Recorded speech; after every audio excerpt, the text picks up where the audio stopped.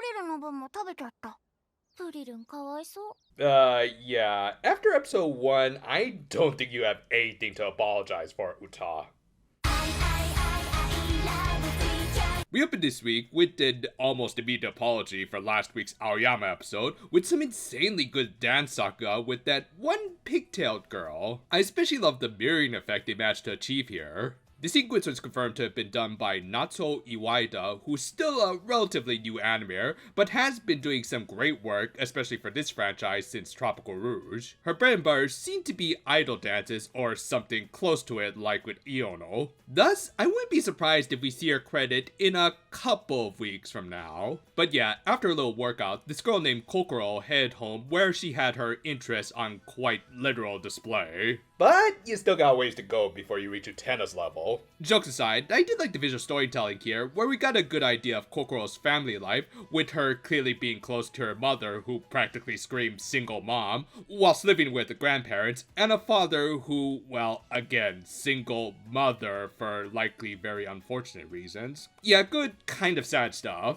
Anyway, like a good dedicated dancer, Kokoro couldn't stop even while she was walking to school, and of course, this caught the attention of the loosest lip Precure ever. Though ironically, it was actually Uta saying her catchphrase that almost busted her. さては先輩ファンですね。One of us, Google Gab. Kokoro introduced herself as both their kohai and the unknowing president of their fan club. Yeah, you're not supposed to be advertising for low-quality fast food burgers. She invited them to their club, but of course the Cures prioritized their stomachs, and really, it is kind of self-indulgent just to go to your own club. However, the same didn't apply for their little fairy friend. Oh, sorry, my bad. I forgot to lay out the Roach Motels. At the club, they did your typical activities like arts and crafts and closing the shades to perform strange dances. Yeah, when do y'all start serving the Kool-Aid? However, the main subject of their meeting was figure out what made their president's heartthrob, or kyun-kyun, according to her. アイドルとキュアウィンクを見るとどうしてこんなに心キュンキュンしてしまうのか。 You're a lesbian! Anyway, on her way home, Kokoro encountered the president of the dance club, who wanted to recruit her for her dance skills, which she might have done before the start of the series, but of course she turned him down to focus on her club and muses, which, yeah, girl, where did you pull those out from? Also, was I the only one who thought this guy was going to be the victim of the week since he made quite the first impression? I also kind of thought Kokoro was going to be the victim based on Perun's Kira vision, but I think even the creators picked up on how repetitive this pattern was getting, so they wisely changed things up. Granted, as we'll see, it wasn't exactly an optimal change, but at least it was some sort of change. Anyway, Perun continued to tell Kokoro, and I never knew this little pipsqueak was a Gundam. They ended up at the idol store from the first episode that, like my local Target, didn't keep the more desirable toys in stock.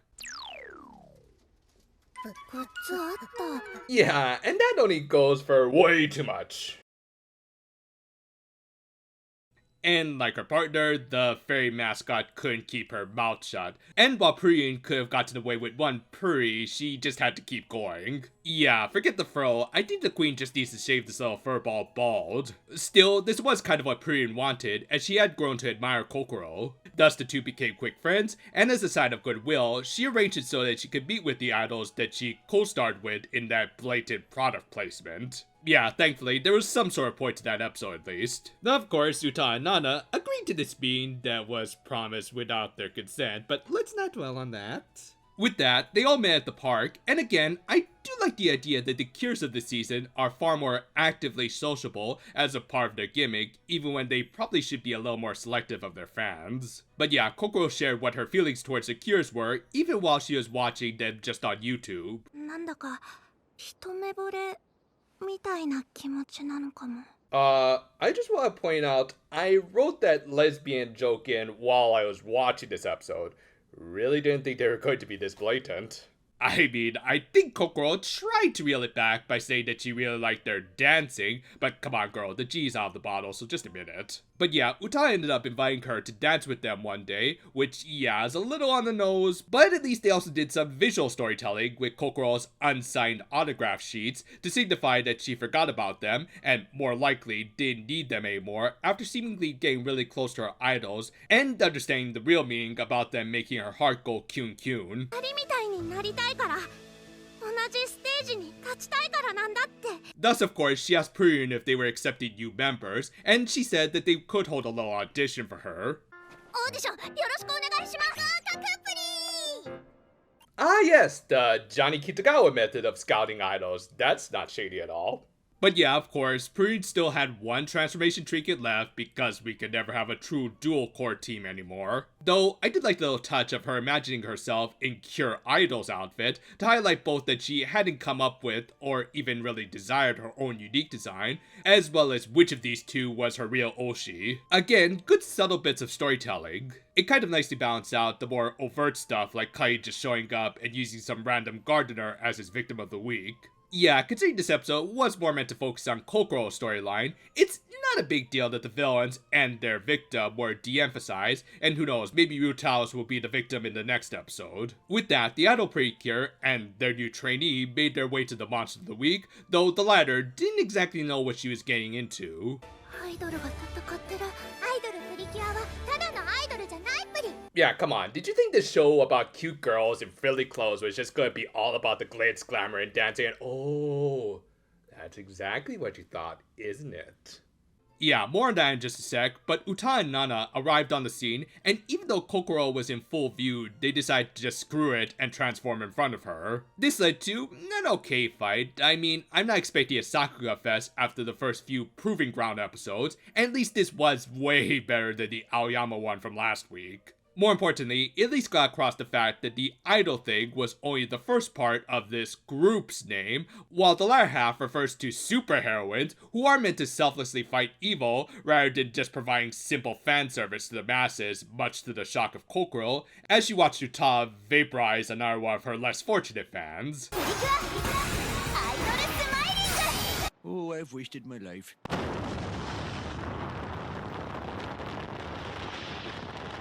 With that, they got another bow, and okay, I was joking about the hard catch fairies back in the first episode, but I'm starting to think this show is actually going in that direction. With that though, the episode at least ended strongly, with Kokoro deciding to turn down becoming the final member of this team, making her like, what, the 4th cure in this franchise to do that? Maybe 5th if you count Alice. You get the idea, it's a trope. But yeah, while this episode was a fun little tale with good subtle storytelling, it took another step up with that ending. Yeah, while Kokoro is a really fun character who enjoys her idols and everything, I'm glad that they emphasized by the end that it's not all the glamour she thinks it is, etc. for an interesting refusal to the call arc that, while probably not going to be the best of this franchise, I think Komari is still going to hold that title, it is probably going to be one of the most topical right now.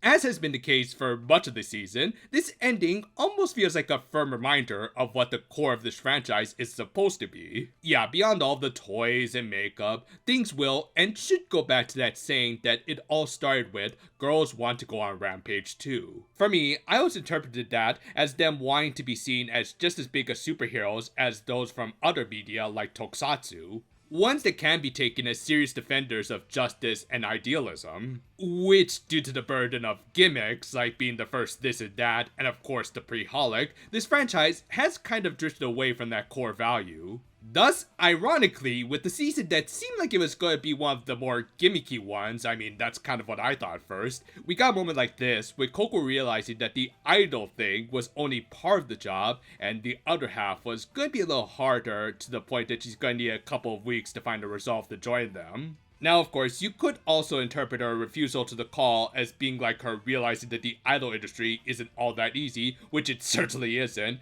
and that's just as valid an interpretation, but I do think it can work alongside that more meta-contextual reading. Whatever the case, this ending really did get me intrigued for part 2 of Kokoro's arc, though really, this episode already kinda sold me on her beforehand. Like, not only did it effectively get across her dedication to dancing with good animation no less, they also got across the rest of her character with some good dramatic bits and even some subtle storytelling. She also had Priam by her side, who, while probably should be charged with high treason by this point, does remain legitimately funny when she's not shaking her ass. But yeah, overall, this is still a very strong part 1 for the introduction of the final cure of the show's core trio. Gotta say, I'm glad Yoichi Kato proved me wrong when I thought he couldn't integrate some of the more shonen-esque elements of this franchise into his work based on what he did with Aikatsu, but I also probably should have considered the fact that he did Yokai Watch too.